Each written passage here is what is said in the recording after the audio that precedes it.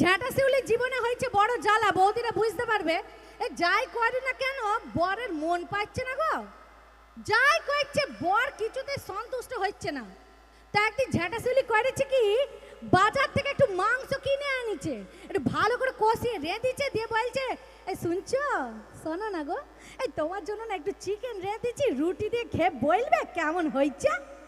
বর তো একবারে গদ গদ আনন্দে আটখানা, মুখে তুলতে না তুলতে থু থু করে ফেলে দিয়ে বললো ছি, একেবারে গোবরের মতো হয়েছে।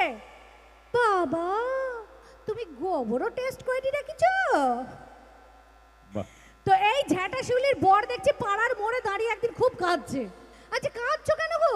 বলছে আর বলিস না রে, আমাকে আমার বউ বাড়ি থেকে দূর দূর করে তাড়িয়ে দিচ্ছে, যাই বলছি মুখে মুখে চোপা করছে। আচ্ছা দেখো, তোমার মন পাওয়ার জন্য শিউলিকে চিকেন রান্না করতে হচ্ছে, মেয়েদের মন কিন্তু একটা